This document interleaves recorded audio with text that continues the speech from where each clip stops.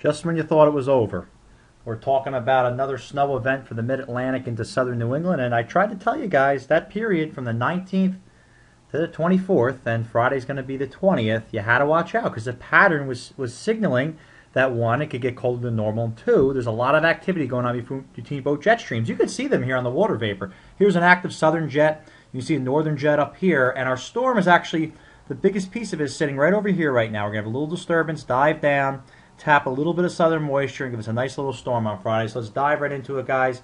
Moving on to that disturbance. Again, I want to keep it simple, but there it is. There's our storm. This little disturbance comes in. This is on by Friday morning. You can see it starts to try to tap a little bit of that southern stream, and when you go to the surface, this is what you're left with. Okay, so there's our developing storm. This is at about, say, 8 o'clock on Friday morning, so let me zoom in here.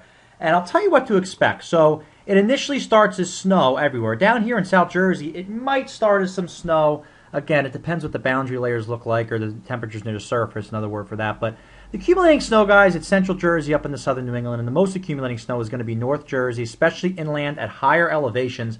Elevation will play a big role with this storm. Remember I said that.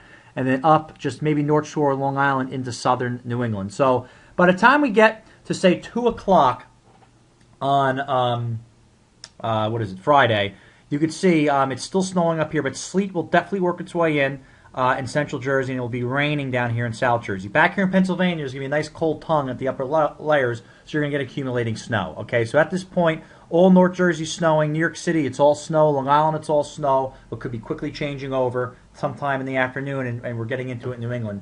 By the time we get to, say, 8 o'clock at night here, I believe this is 8 o'clock, you could see there's that rain snow line approaching. If I go to, say, temperatures of 5,000 feet, you could see there's that warm tongue that's pushing in. So we really have to watch that. But I think, again, inland, northwest Jersey, higher elevations, even New York City, you're going to get some accumulating snow with this. Down here in central Jersey, you'll see my map. I have you at about, say, 2 inches, and there's a reason why. You can see it. And down here in New England, you're going to stay all snow, but the problem is there's going to be a cutoff in the precipitation up here. Okay, so this storm is out of here by Friday evening, so during the day Friday is when the biggest impacts are going to be, and then it's gone, and we're just left with very cold air for the weekend. Now, here's the map I put out.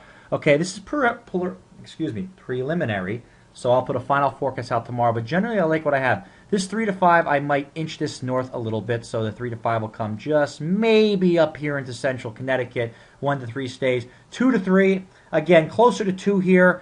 I'll probably keep it at 2 to 3, but down here in Delaware, I'll probably move the screen up a little bit. So there'll be a few tweaks I'll probably make after looking at tonight's models. But overall, I like what I have here. I think it's a nice, moderate, late-season storm. Again, just because it's March 20th does not mean winter's over. It can snow this time of year, despite some other things that you might see out there. So keep checking in. You'll get the final forecast tomorrow morning.